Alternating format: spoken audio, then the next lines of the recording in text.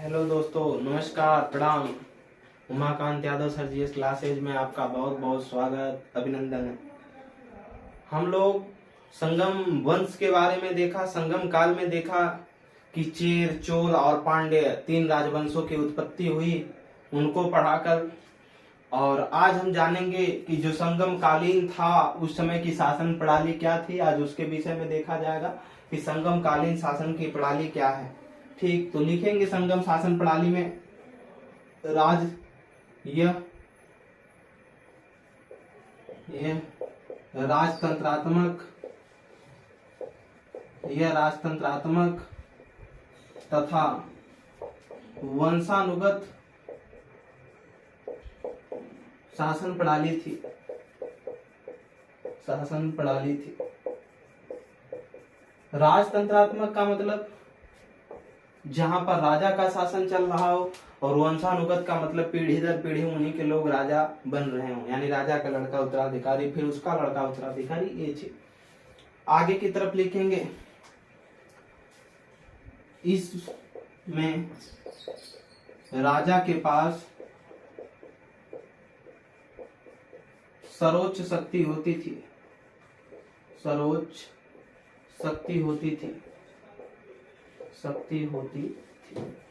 यानी जो राजा था वही सर्वोच्च था।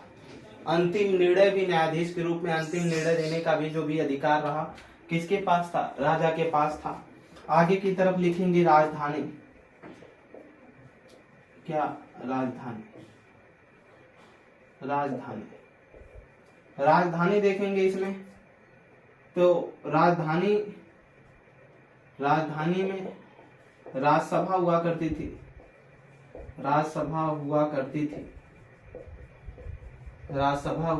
थी। ठीक, इनकी राजधानियों में क्या हुआ करती थी? मधुरै अधिकतर राजधानी रही है इन लोगों की। राजसभा हुआ करती थी। अब देखेंगे जो राजसभा हुआ करती थी इसी को बोला जाता था, राजसभा को कहा जाता था। क्या कहा जाता था? देखेंगे नालवय। क्या? नालवय कहा जाता था। राजा के नालवय ये क्या करता था? यह राजा के साथ न्याय का कार्य करता था।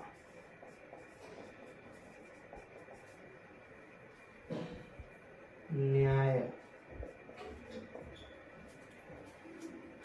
राजधानी में एक राजसभा हुआ करती थी जो संगम काल में था, उसे नालवय कहा जाता था, और वह नालवय राजा के साथ न्याय का कार्य करता था। ठीक, आगे की तरफ देखेंगे।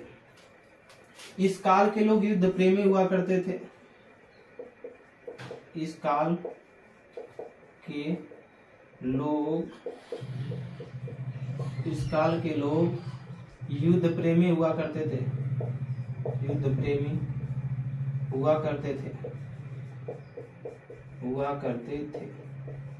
ठीक, इस काल के लोग क्या हुआ करते थे? युद्ध प्रेमी हुआ करते थे। आगे की तरफ देख लिया जाए। नगरीय प्रशासन।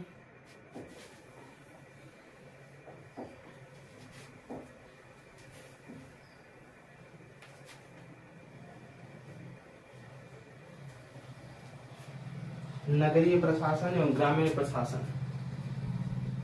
नगरीय एवं ग्रामीण प्रशासन।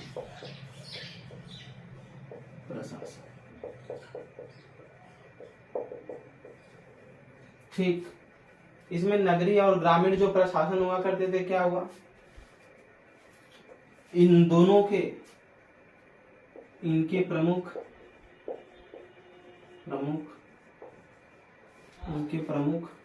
मन्नरम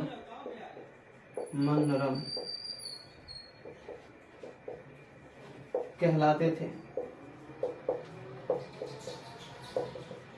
ठीक, पहले राज्य हुआ करता था, राज्य के अंदर नगर और नगर के अंदर ग्राम हुआ करते थे।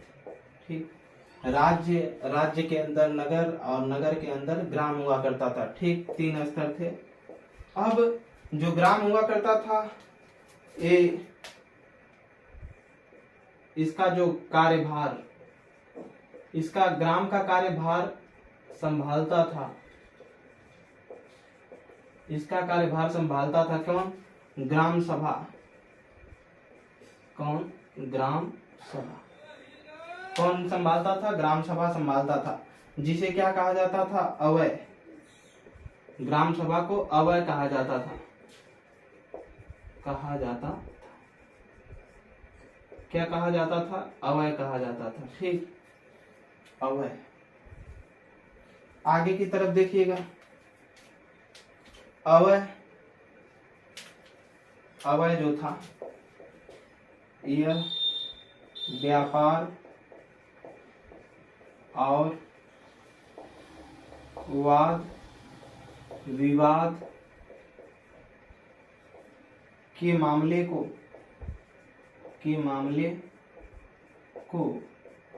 सुलझाता था।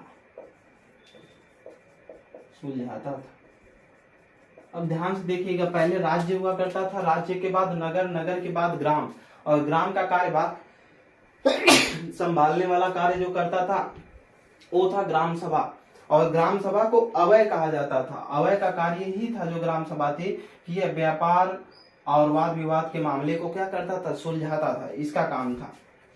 आगे की तरफ लिखेंगे, इसमें छोटा ग्राम, जो छोटे छोटे ग्राम थे, छोटे ग्राम कहलाते थे।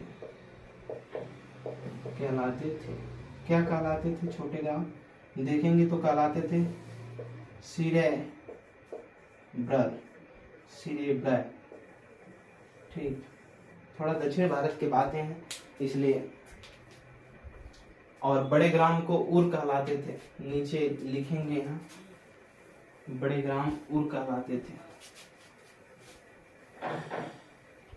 बड़े ग्राम उर कहलाते थे।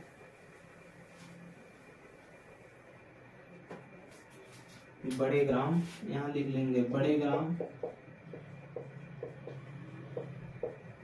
कहलाते थे उर। क्या कहलाते थे? उर कहलाते थे। आगे देखेंगे इसमें नगरीय प्रशासन में, इसमें उरैयूर,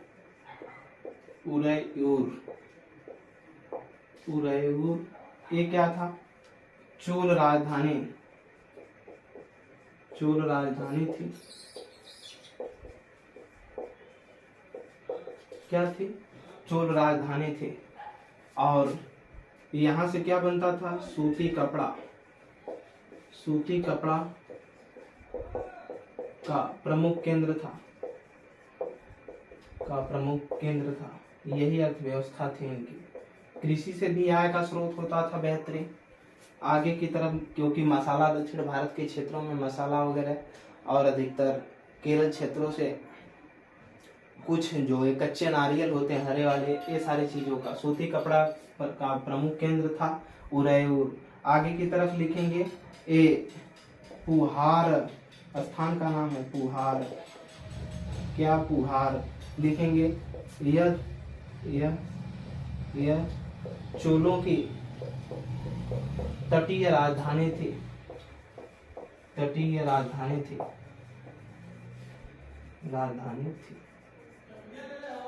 ठीक, क्या कौन सी राजधानी? तटीय राजधानी थी। आगे की तरफ देखेंगे, कोरकाई। क्या? कोरकाई। ठीक, कोरकाई देखेंगे।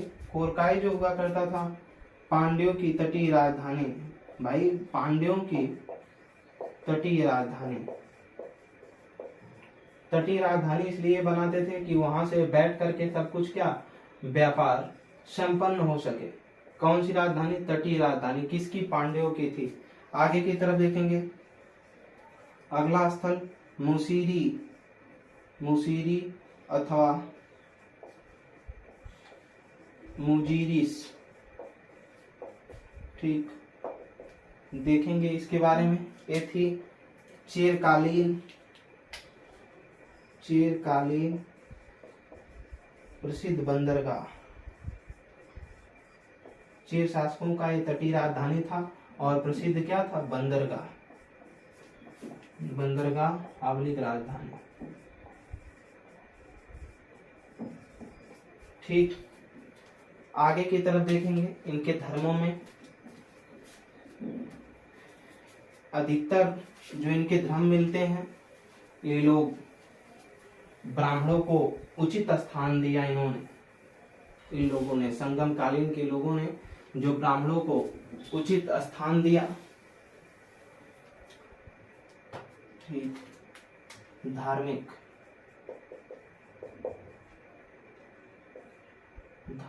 व्यवस्था, इनकी जो धार्मिक व्यवस्था रही, इन्होंने ब्राह्मणों को बेहतरीन स्थान दिया। पहले ब्राह्मण, फिर इसके बाद बौद्ध धर्म, ब्राह्मण धर्म, बौद्ध धर्म, इसके बाद जैन धर्म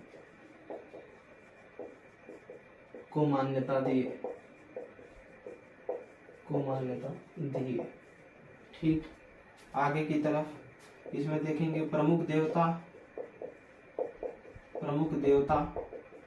इनके जो प्रमुख देवता थे वो मरुगन माने जाते थे। मरुगन, जिसमें मुर्गा प्रतीक था। ठीक, मुर्गे को माना जाता था कि वो मरुगन है और इसी की पूजा होती थी। ठीक, आगे की तरफ मुरुगन, आगे मुर्गा। ठीक, जो सामाजिक देखेंगे, सामाजिक जीवन और सबकी तटीय राजधानी रही। सभी लोगों ने व्यापार बेहतरीन मसाला का किया है, इसको याद रखिएगा। कृषि उतनी बेहतरीन नहीं थी, लेकिन मसाला के लिए बहुत बेहतरीन था। सामाजिक जीवन ये जन्म आधारित था, न तो कर्म आधारित था, न तो वर्ण। जन्म आधारित था। जन्म आधारित का मतलब ब्राह्मण का कार्य यज्ञ संपन्न करवाना, क्षत्रिय का काम था रक्षा करना, वैश्य का काम था व्यापार को संपन्न करना, और शूद्रों की तो वही है मांस मदिरा बेचना। ठीक, इतना था। तो ये संगम कालीन शासन प्रणाली रही। जो कुछ थोड़ा सा महत्वपूर्ण था उसको देखा गया। आगे की तरफ वनडे एग्जाम में इनकी दृष्टि नहीं रहती है, बस सिविल की दृष्टि रहती है। तो आपको ज्यादा परेशान होने की जरूरत नहीं है। जो बताया जा रहा है बस उतना आप तैयार रखें, मेहनत से पढ़ें। कोई भी दिक्कत परेशानी होती है तो आप बताएं। हाँ, आगामी मध्यकालीन भारत के इतिहासों की जो भी क्लासेस चलेंगे वो यूट्यूब चैनलों पर नहीं चलेंगे, वो हमारे प्ले स्टोर के application Umakant Yadav sir GS classes, क्या Umakant Yadav sir GS classes play store से ऐप इंस्टॉल करें, जिस पे चलेगी। कौन सा इंस्टॉल करना है देखेंगे।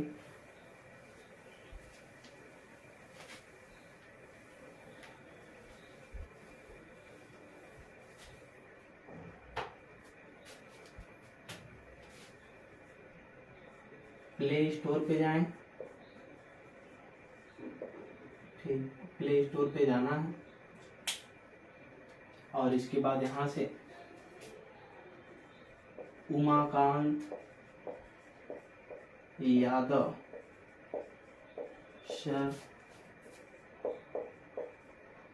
जीएस क्लासेज, आगे कैपिटल लेटर में जीएस क्लासेज ऐप डाउनलोड करें।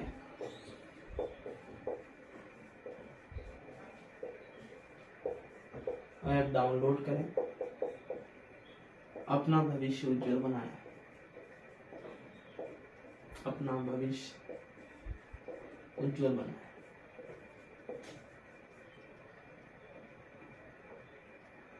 अपना भविष्य उज्जवल बनाएं। ठीक, वहां से बेहतरीन कंटेंट प्राप्त करके आप मेहनत से पढ़ें। Umakant Yadav sir GS classes में जाएं, वहाँ जीएस स्पेशल का बैच है, उसको देखें समझें, इसके बाद उसको खरीदें। उसका ज़्यादा रेट नहीं रखा गया, बस 200 से 250 के बीच में उसकी फीस रखी गई, जो कि बहुत न्यूनतम रेट है, जिसमें आपको 8 मंथ के लिए पढ़ाया जाएगा। कितना? 8 मंथ के लिए। जो जीएस स्पेशल है स्पेशल है ना, जीएस स्पेशल की क्लास। इसमें आपको 8 मंथ तक क्लास दिया जाएगा विस्तृत, और मात्र जो भी उस पर 200 से 250 की फीस रखी गई है उतना है। बेहतरीन पीडीएफ के साथ, पीडीएफ भी दिए जाएंगे उसके साथ, पीडीएफ नोट्स, इसमें पीडीएफ नोट्स भी मिलेगा। आप तो बेहतरीन तरीके से पढ़ें। कोई भी दिक्कत परेशानी होती है आप हमको कमेंट बॉक्स में बताएं। हमारा डिस्क्रिप्शन में मोबाइल नंबर रहता है, उस पर आप संपर्क कर सकते हैं, किसी भी परीक्षा का नोट्स प्राप्त कर सकते हैं पेड कुछ ही कम पैसों में। ठीक, इतने के लिए बहुत बहुत धन्यवाद कि आप लोग समय दे करके हमसे जुड़ते हैं और आगामी और लोगों को भी जोड़ते रहिए। धन्यवाद, प्रणाम।